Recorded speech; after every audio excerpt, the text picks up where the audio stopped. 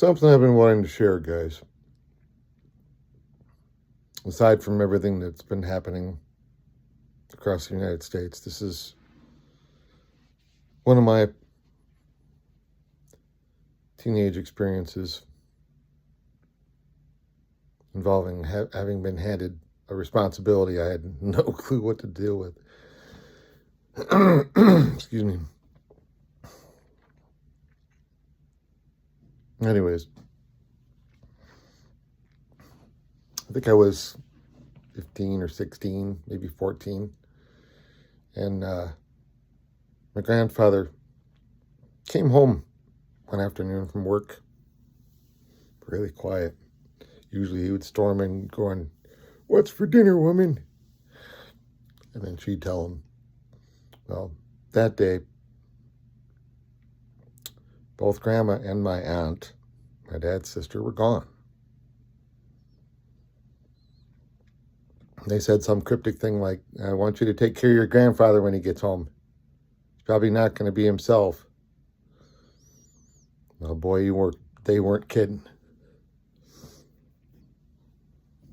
I'm still a little upset with them for pulling that, but I'll tell you why afterward, after you hear the full thing.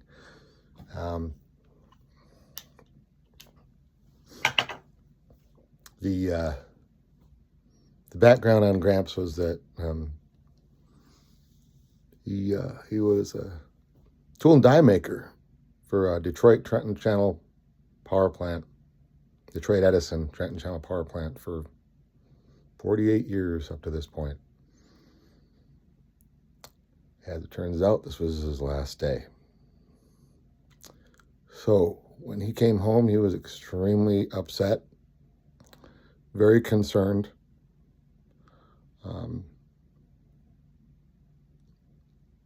He immediately sat down at the dining table and started crying right in front of me. And I vividly remember him telling me, "Eric, I don't know what I'm going to do with the rest of my life."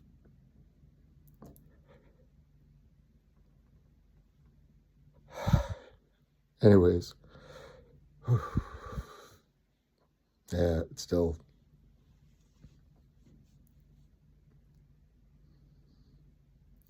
pretty harsh. And they called him Dan the Man for a reason. Let me give you an example of what he used to do there. The plant was entirely too small for them to be able to have space for all of the tools they would need to fix every portion of that mechanical monster. It was a coal fire plant. Anyways, it's since been demolished and has been gone for years. But at any rate, I actually worked there a little bit after he got sick. I was just a janitor. They called him a maintenance janitor, but anyway, Gramps was a tool and die maker there. They would melt down the tools. You'd go in sometimes in the middle of the night. "We need you to fix this machine. You need to make these parts with this." And they had all the blueprints up in that office where it was his main office. They even had a plaque with his name on it, Dan the Man, and a little dedication. But yeah, he was the guy that would come make the tools that they would use to fix the machines. So once they were done with each tool, the tool would be melted back down.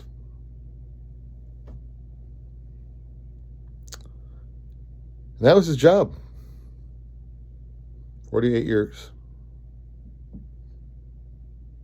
He'd gotten so used to doing that after that period of time that he had no clue what he was going to do with the rest of his life. He ended up doing some stuff. A lot of it revolved around fishing, spending time with his friends, and Mr. Hersey, among a few others. he's been long gone for a while now, but for some reason that was on my mind, and I just kind of wanted to share it. That's not the only time I've seen a grown man weep. When our dog Bernice, she was a collie mix, passed away, my dad, it broke him right in front of me. I was just a kid. So that's the second. My grandpa was the second time I'd seen a grown man cry. So I guess the point of this whole thing is, if you're a grown man and you feel the need, even if you have to go out in the garage or out in your car, just do it. You won't die from it. In fact, you'll probably feel better afterwards.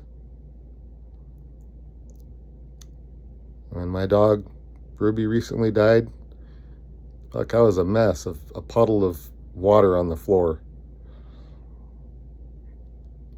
Even my niece said, "He sounds like he needs to be committed." Through my weeping, I was like, "Fuck you too, bitch." Anyways, I forgave her for that. She was just trying to help. But anyways, no, I did not need that. I just needed to get the emotion out because she was my rock for 10 years straight. This was